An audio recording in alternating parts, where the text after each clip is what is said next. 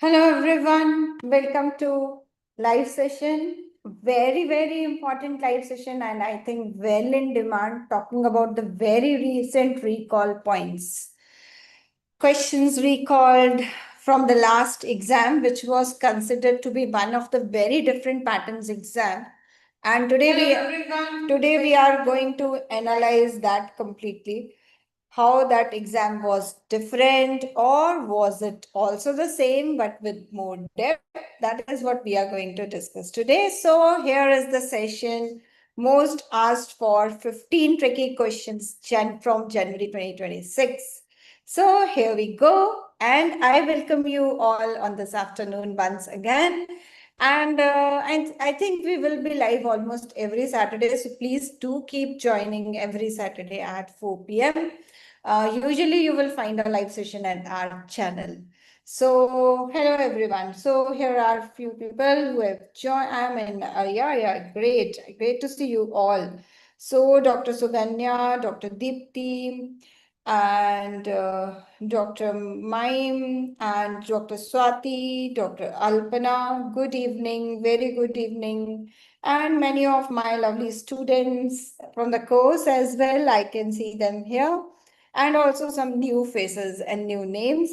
So happy to have you all here from across.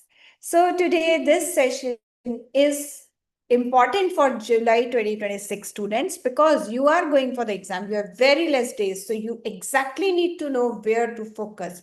But it is equally important for January 2027 because this is the right time when you make your search and choose a right path for the next success. And for the January 2027, I do have a very special strategy at the end, which I'm going to discuss. So if you are a January 2027 student, do remain till the end to listen about a best strategy for you to cross your part 1 and part 2 in one go and save your time and money as well. And for the July 2026 students, every questions from we are going to cover today is very important because the same questions appeared in the last exam and they can appear in the next exam as well. And you need to know like whether you are focusing on the right topics or not. So here we go and we start. And I will be looking for the answers in the chat box. So please keep answering in the chat box. And of course, you would like to have your name announced as the fastest finger first as well. So that's a great opportunity to have your name here as well. So I'm waiting for all the answers coming on in the chat box, and I'm having an eye there. So please, let's go and let's start. So these are 15 tricky questions, and simultaneously I will also let you know like what is the topic which needs to be covered to solve this particular question. What actually you should go and read. So what's coming up today this afternoon? 8 conceptually tricky questions, classic exam traps from January 26. Read the stem twice. Why it is important to carefully read your questions. 7 controversial questions which may have different answers around, and you still need to focus on the right answer. So I have divided the question like how the RCOG gives you at a different difficulty levels because okay, so here comes a very important point. Do you know that in RCOG every question does not have a 1 mark? Different difficulty levels have different marks, okay? So if you did not knew that, then this is the first time you must have heard that. So live discussion and question and answer. You are welcome to ask all your questions in the chat box, and I'm here to answer all your questions. And then, as I said, high yield strategy for the last 6 weeks for July 2026. And I will not forget the people who are going for the January 27. There's a great strategy for them as well. So here we go. Let's start. Let's start from the first number question. Memories 2025 is always a very favorite topic, or not just 2025 means a memories. So that is basically the data of the near miss and the mortality cases in the UK. So that is what is discussed in this. It has always been a favorite topic of RCOG for the part 2, but this time the question appeared in the part 1 as well. So what is the UK maternal mortality rate per 100,000 maternities? Let's see who knows the right number. I think the students from the course should answer that because we have covered this in the course. So you must be knowing that. Yes, that's what I was thinking. Some of my course student is going to answer is right. And yes, but I'll wait for a few more answers to come up in the chat box, and then I will answer the right thing. So we have A option, we have D option. Yes, quick. See, anybody could get the fastest finger first. So why not? Everybody be active. See, you will cover 15 questions of your exam. You can be pretty sure that among these 15, you will have 5 to 6 in your exam. That's going to be there.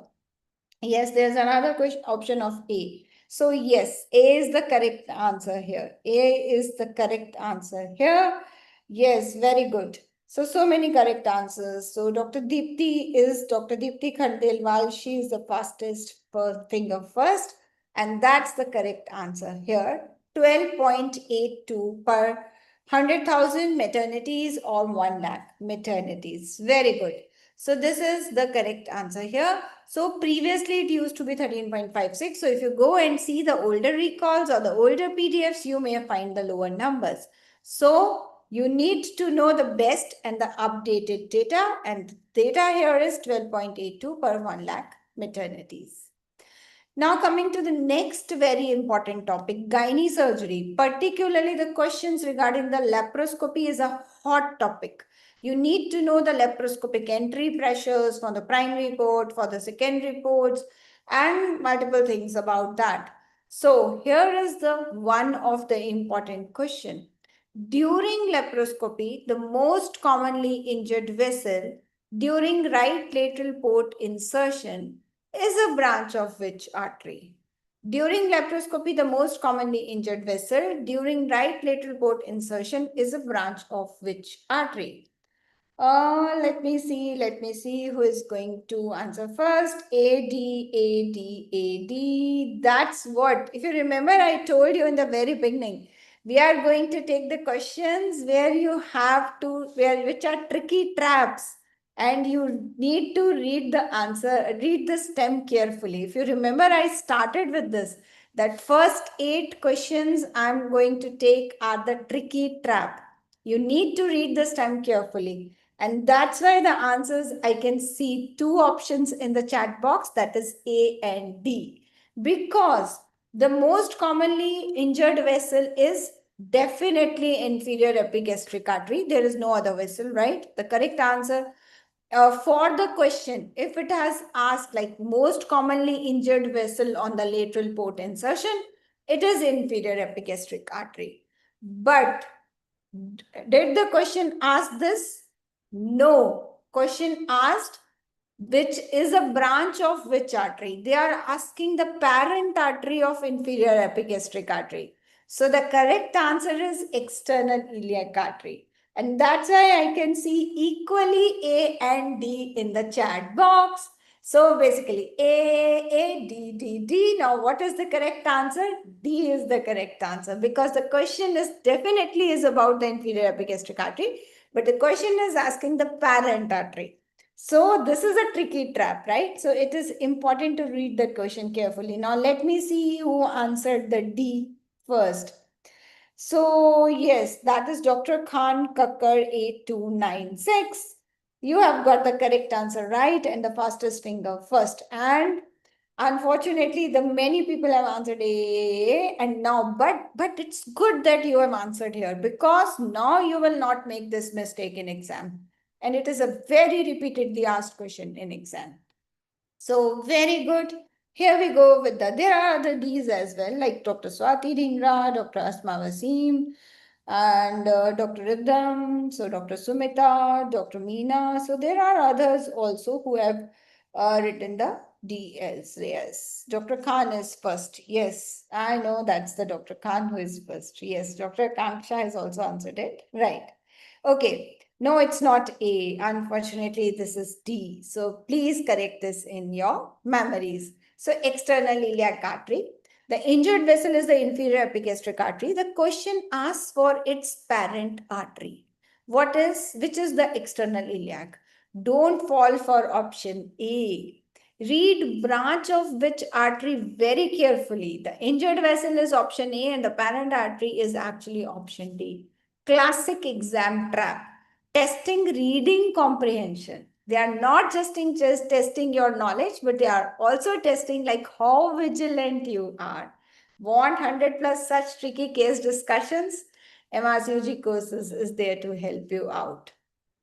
Okay, let's talk about the next important tricky trap. Let's come to the next important tricky trap. I hope you all are feeling interested. If you are, yes, put in a thumbs up in the chat box and I will know that yes, you are enjoying the discussion right now. Waiting for the more thumbs up. A woman with the abdominal pain has beta-hCG of 155 milli-international units per ml. Repeated 48 hours later, it is 270. What is the most likely diagnosis here? What is the most likely diagnosis here? Thank you so much for enjoying the session. Yes, Dr. Art Khandelwal, Dr. Mariam. Yes, thank you. And what about yes, others are not enjoying or busy in answering, I think, probably. Yes. So, yes, what is the correct answer here? So, I can see A and B. And I know these are the two most confusing options in this because either it is ectopic or it could be normal intrauterine pregnancy. So, what is the rule we follow? See, there are three things to take care of. There are three things to take care of. There are three things which can happen in these scenarios. Let me put up some explanation for you. So there are three options we can find here. One is 66% rise, right? 66% rise. This is there. This is, then it is 50% fall, right? So that is more important. And one is between these two categories, right? So now what is it? So here we see that the fall is rising. And now we have to see how much it is rising. So if I calculate the rise here, this is 74% rise. And because it is 74% rise, so it is more than 66%. So what we can expect, this can be a normal intrauterine pregnancy. If it is less than 50% fall, more than 50% fall, if it is falling and the fall is more than 50%, then it is failing pregnancy. It is going to be non-viable pregnancy. But anything between the two, that is the rise is there, but it is less than 66%. The fall is there. There is 50% fall, but less than 50% fall is there. So this intermediate category is your ectopic. Now here it is 70% rise, so it is above 66%. So this is going to be the normal intrauterine pregnancy here. So B is going to be the correct answer. I hope it is clear to everyone. So 155 to 270, 74% rise in 48 hours, which is more than 66%. So it is viable. And suboptimal rise is the ectopic. Non-viable is 50% fall, more than 50% fall. Now the trap to avoid, many people picked ectopic. See, I've already mentioned that that's a trap and some of you unfortunately fell in the trap. No worries. You fell in the trap once here. This is much, much better than falling in the trap in the exam. So that's very good. So many candidates pick ectopic because the rise is positive, but not double. Examiners want you to recognize the suboptimal rise. So suboptimal rises there, but less than 66%.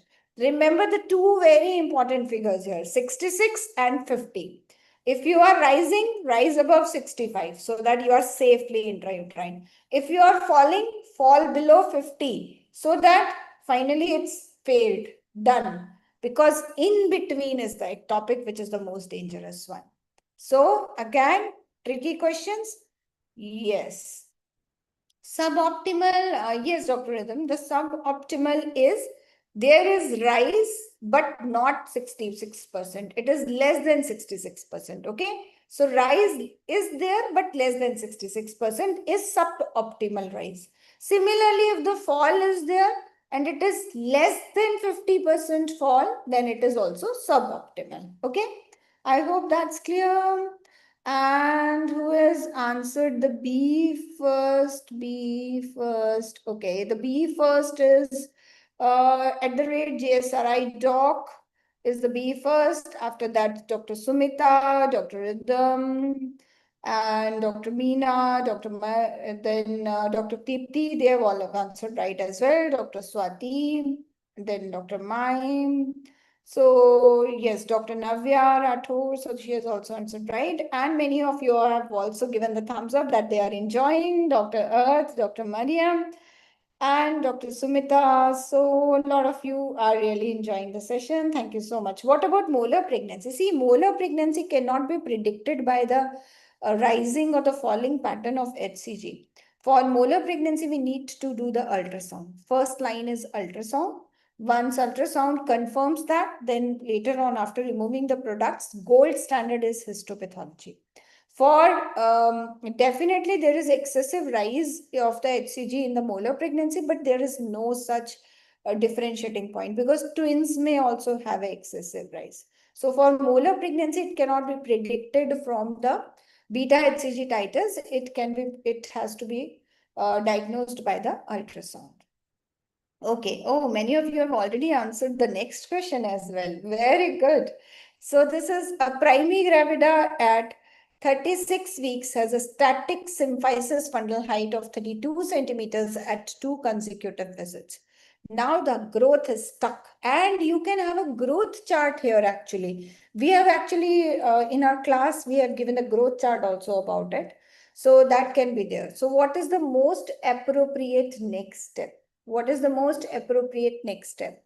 Now, in this question, you are looking at the question like this, but this exam will have a growth chart and you will have to see that, okay, there is a plateau. That is very, very important, right? So how does your growth chart will look like? Growth chart will look like if the number of weeks are here and the growth is plotted here, this is number of weeks on this particular line, then initially it will be rising, rising, rising, but then it will become the plateau. Something like this, you will see the growth chart, right? And whenever there is a static growth, then what happens is the growth scan with umbilical artery Doppler. See, symphysofunnel height gives you an idea, but then you have to confirm it. So growth scan will confirm it and umbilical artery Doppler will be the next step to look for what needs to be done here. So the option C is very, very, very correct by everyone. And the first person to answer is Dr. Earth Khandelwal. Earth Khandelwal, that is the first person, fastest finger first for this question. After that, Dr. Sumita, Dr. Meena, Dr. Meena, Dr. Meenakshi, and Dr. Deepti, Dr. Kanksha, and many, many others have answered it right. Okay. So what about the threatened abortion? If you are talking about the HCG levels in threatened abortion, then you have to see that HCG is a diagnostic factor. We use HCG as a diagnostic factor when we cannot localize the sac. In cases of pregnancy with unknown location, we use the HCG as a diagnostic factor. For rest all, we use ultrasound as the diagnostic factor. And what is threatened abortion? Threatened abortion, you have to have the fetal heart. And then there is spotting. Okay, the baby is alive and there is a spotting. That's what threatened abortion is. So that means the baby is alive, fetal heart is there. So you are looking at the fetus in the ultrasound scan. So no role of HCG monitoring in that. Okay. So that's the thing here. Yes. Now going on to, so the exam learning point is growth scan with umbilical artery Doppler. RCOG states that if the single measurement is less than 10th, then urgent growth scan with umbilical artery Doppler should be there. And always confirm with imaging before changing the management. SFH alone has very less sensitivity. Now, this is about the pharmacology. You know, the drugs and their effect on the breastfeeding mothers is a hot topic for example. Always you will get a question out of it. Which of the following analgesics is generally avoided in a breastfeeding mother? Which of the following analgesics is generally avoided in a breastfeeding mother? So which one? Like paracetamol, ibuprofen, naproxen, aspirin, and codeine. Which one to choose here?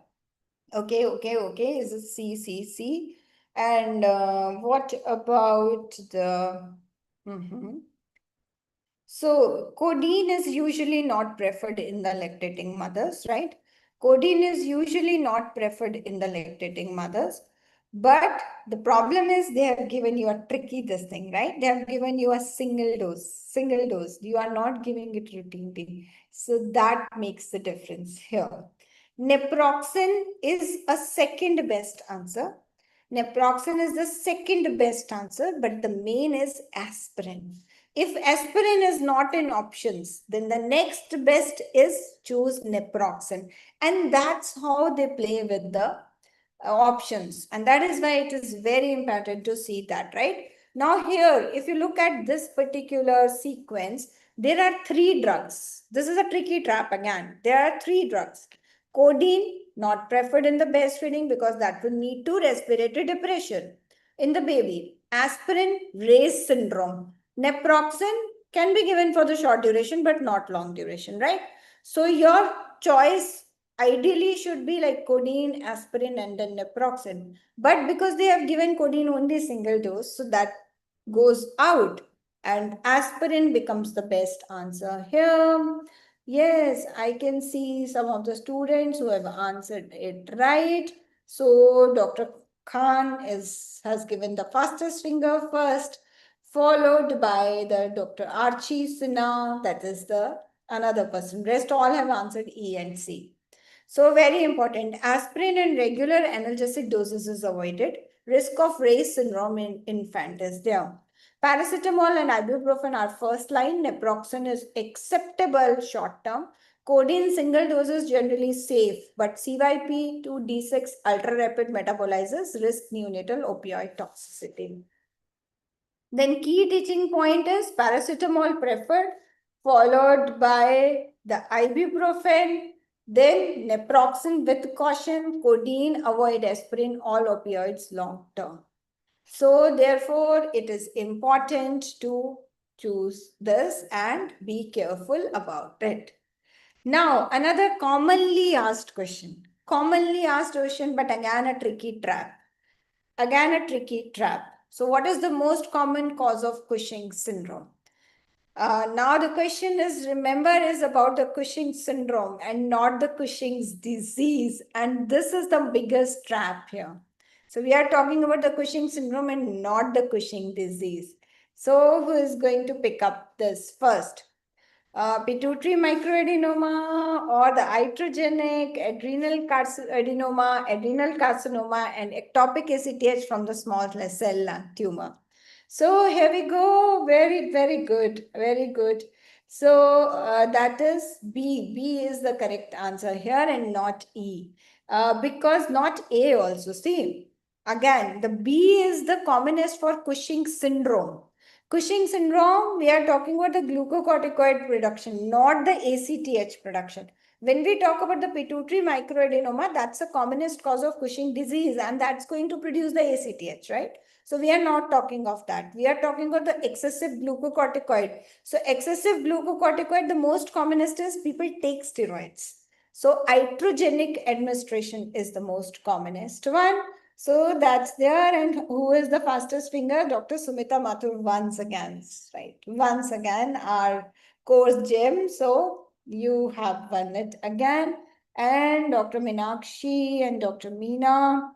Yes, Dr. Durga, Anusuya, Dr. Deepti, Dr. Khan again, and Dr. Mariam, she got confused. Oh, no worries, you can learn now. No worries, Dr. Ridham. So many correct answers here. Okay, so this is iatrogenic exogenous glucocorticoid administration. Explanation is Cushing syndrome, any cause of hypercortisolism. The most common cause is iatrogenic. If we talk about the Cushing disease, then that is the endogenous cause. That is where the pituitary comes. Okay, so this is the most important thing here. Now coming to another trap. What is the embryological origin of trigone of the urinary bladder? What is the embryological origin of the trigone of the urinary bladder? Mesoderm, endoderm, ectoderm, metanephros, or splanchnic mesoderm only? Oh, yes. Okay. So who's answering? Okay. So I think this is not for this particular. Yes. So B and A, B and A, B and A. So remember, see, whole of the bladder lining develops from the endoderm. Whole of the bladder lining develops from that is urothelium, that develops from the endoderm. But trigone is area which develops from the mesoderm, because it develops from the lower ends of the mesonephric duct. They get absorbed and they form the trigone. So this is the best answer here.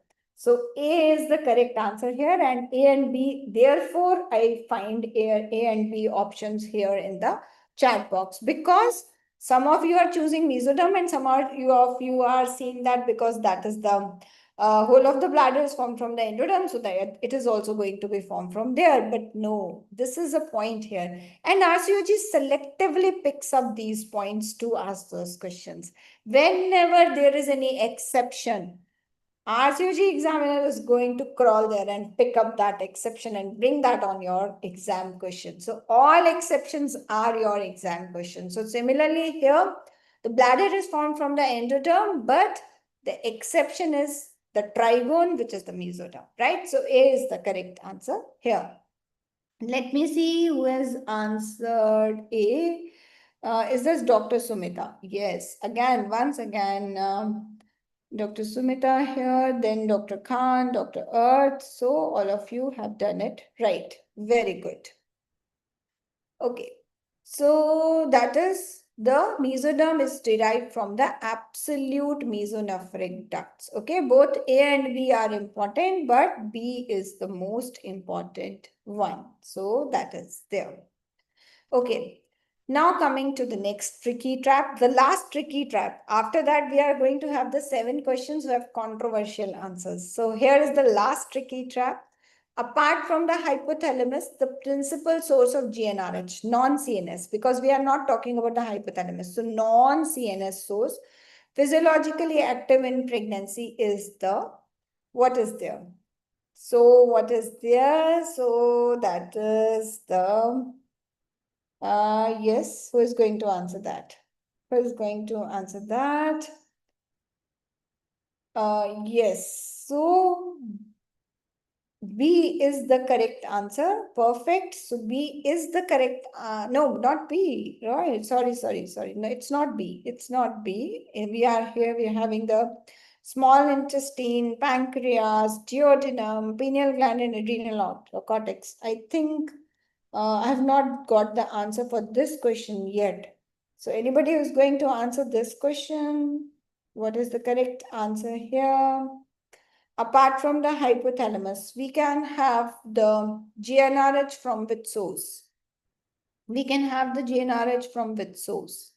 So that is there in the, yes, that is there in the duodenum. C is the correct answer here. So that is there in the duodenum, and C is the correct answer here. C. In the last question, the duodenum and the placenta. two very important answers. Sometimes you may not have duodenum, you have the placenta. Sometimes you have the duodenum, so be very careful. Placenta and duodenum. These are the two extra CNS sources from which you can get the GnRH there. So that is there. Okay. Now coming to the next, that is controversial answers. So how many genes? Why I say controversy? Because the usual recall PDFs, they have the different answer here. So sometimes students, they learn of the wrong answer. So that is what we are going to discuss right now. So how many genes are encoded? How many genes are encoded in the human endometrial genome? So how many genes are encoded in the human endometrial genome? So what is there? Yes. Genes are encoded in the human. So yes, yeah. So what is the correct answer? Yes, C is the correct answer. Perfect. So C is the correct answer here, and 37 genes is the perfect answer. The next question is about a gynecology, the routine scenario in the gynae OPDs, and that's why the RCOG is favorite. Which prostaglandin is the principal mediator of pain in primary dysmenorrhea? Which prostaglandin is the principal mediator of pain in primary dysmenorrhea? So the correct answer, oh, very good. So quick answers. It is B. Yes, very good. Dr. Durga Anusia, that is B. B is the correct answer. PGF2 alpha. That is the one which is responsible for the pain. PGF2 alpha is the principal pain mediator, causes intense myometrial contraction with ischemia, and this ischemic pain is there. PGA2 contributes to vasodilatation and sensitization, but PGF2 alpha is dominates. Now, that reminds me of another important question, like what leads to endometrial shedding? What leads to what pathological or what process leads to the endometrial shedding? So that is ischemic necrosis. Ischemic necrosis, that is also another exam question. So this reminds me of the another thing, like here we have talked about, there needs to be myometrial contraction, ischemia, and the ischemic pain. So ischemic necrosis is the mechanism behind the shedding, and this is another important exam question. Okay, now another important topic of embryology, which is the brachial arches. Brachial arches. Which structure is derivative of second pharyngeal branch? Which structure is derivative of second pharyngeal branch?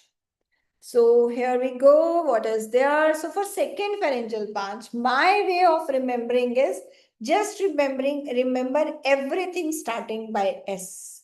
Everything starting by S. So what is starting by S here? Stylohyoid. And how we can remember the lesser cornu of hyoid? Take it as a smaller cornu of hyoid, right? So as I said, all S, everything S. So stylohyoid muscle and smaller cornu of the hyoid.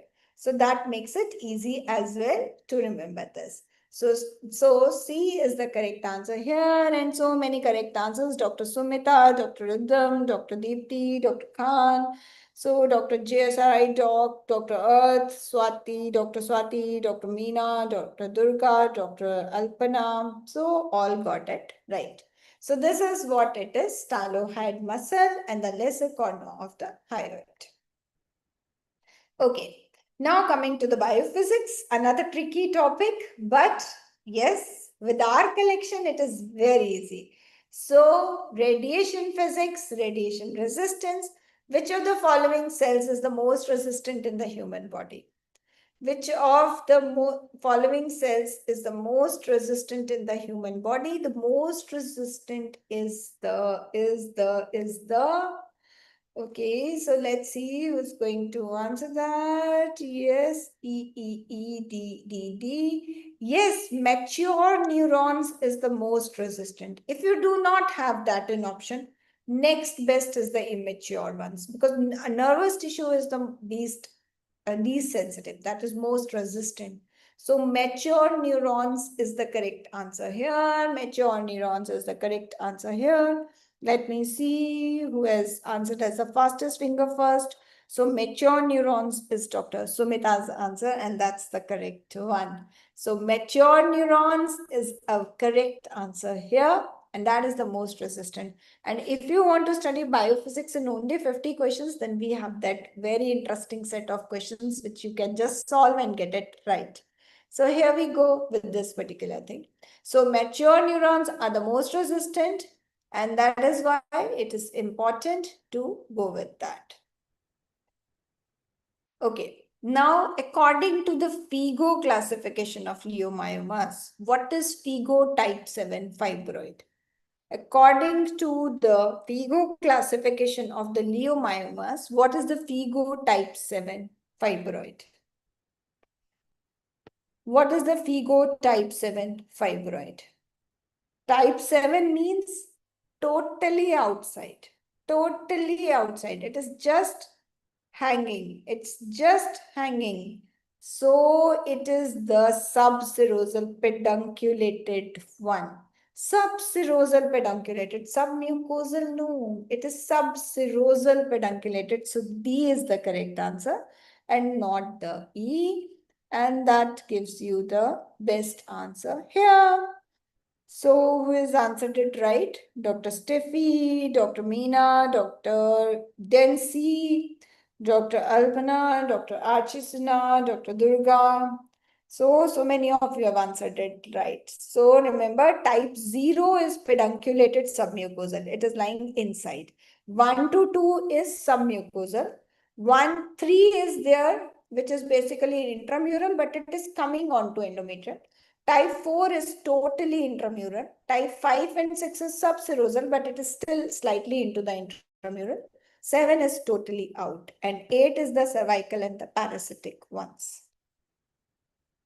Okay, here is another one. Which laboratory technique is used to detect specific RNA sequences? You will find this question in more than 90% of your papers.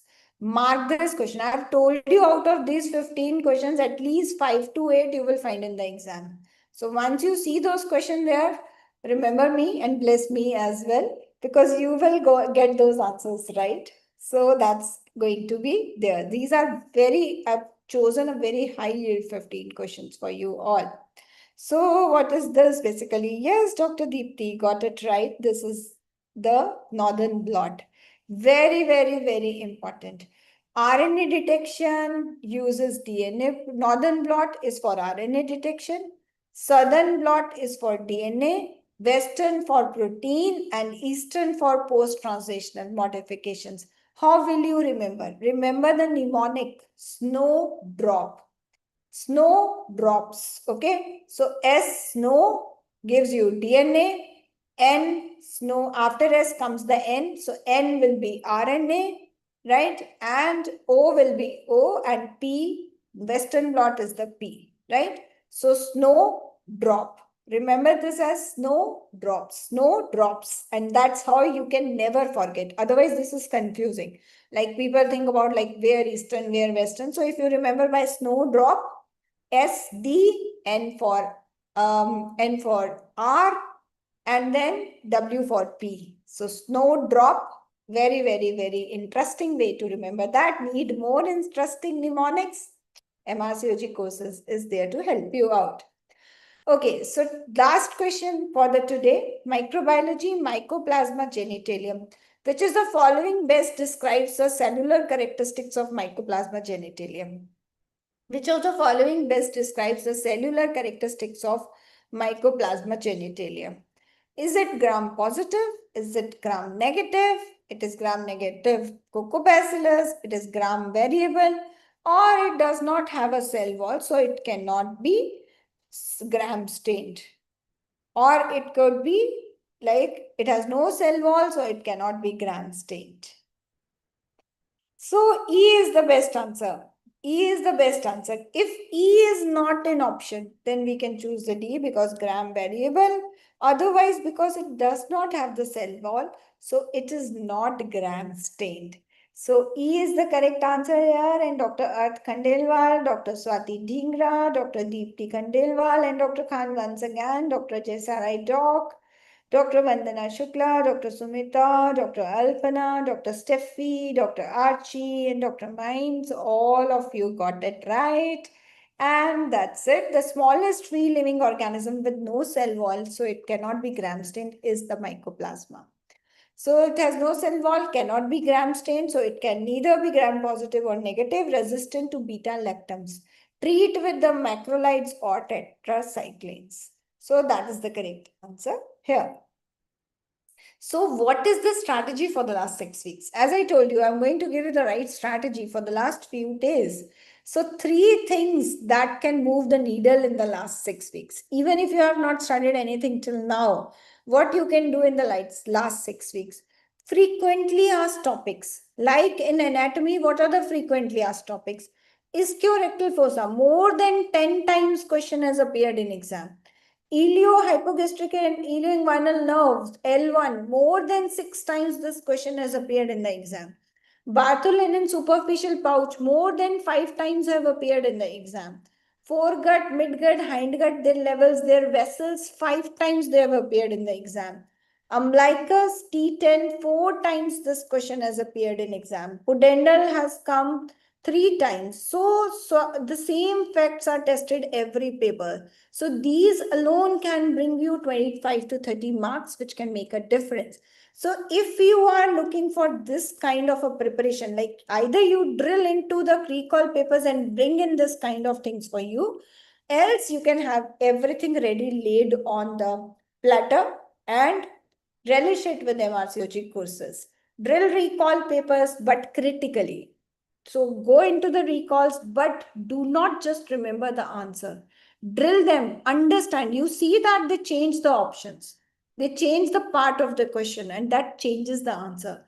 So just knowing the answer of the recall is not enough. And if you are just looking at the question bank and just not looking at why it is so, what is the story behind it, then it's going to be difficult. So drill recall papers, but critically. Recalls show you the examiner's mind, but 10% of recall answers are wrong. Use recalls to spot patterns, not to memorize blindly. So spot it, right? So always verify with the correct sources from the RCOG or the NICE. Timed SBA practice, very important. Time yourself. How many questions you are able to handle in certain particular time. And that is why we provide you with the timed mocks, so that you exactly know like how much questions you are solving in that particular time. So this is important thing. So pass mark varies from 63 to 69%. Go consistently above 75% while attempting the mocks, right? So daily question practice, make it like 50 to 100 questions per day. That is what you require. And you won't be surprised that with practice within a week, you will solve this 50 questions in 1 hour. And if you want that kind of a practice, then a lot of worksheets and recall worksheets are available with the MRCOG courses. So join the next batch, ensure your success in 70% less time.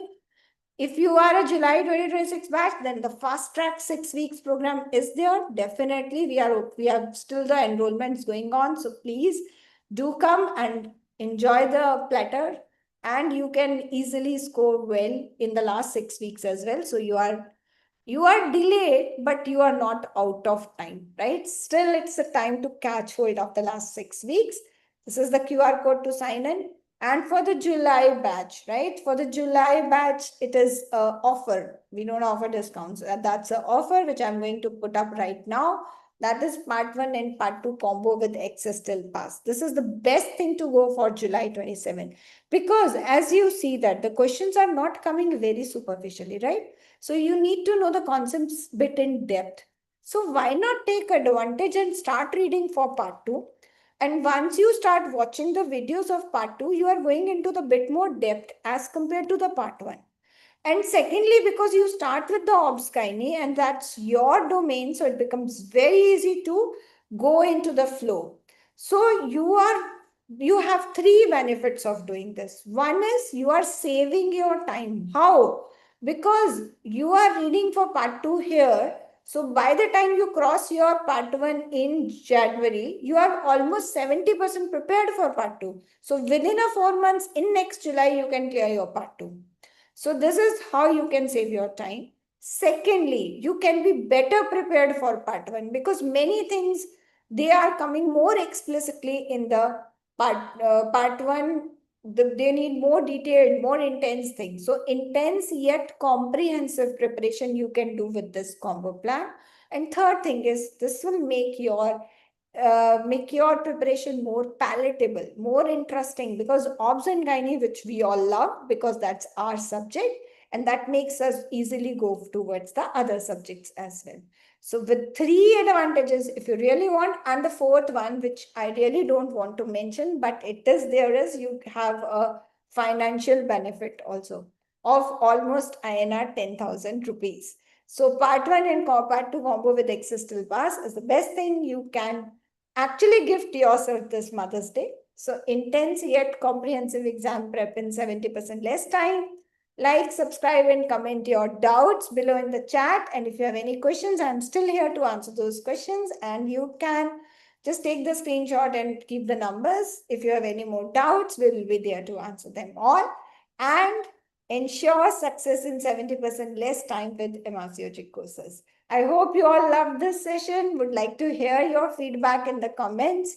And do leave. And if you want any particular subject to be discussed next time, in the next live session, please do put in here. I'll certainly take that next subject in the upcoming weeks. Okay. So any feedbacks, any questions, they are all welcome. Thank you so much for joining you all. Such a lovely audience, and many of whom are students and many of the others as well. So yes, thank you for the thumbs up. It was a superb, ma'am. Dr. Vandana, Dr. Sumita, Dr. Mariam, thank you so much. Thank you so much for joining in and staying till the end as well. Yes, Dr. Khan, very nice session. Thank you. Thank you, Dr. Mine. Thanks. Thanks everyone for joining. And do let me know what is the next important thing you would like to discuss here. Yeah, thank you, Dr. Deepti. Okay, bye-bye. Take care, everyone. And we'll meet again in the live session. Thank you. Thank you.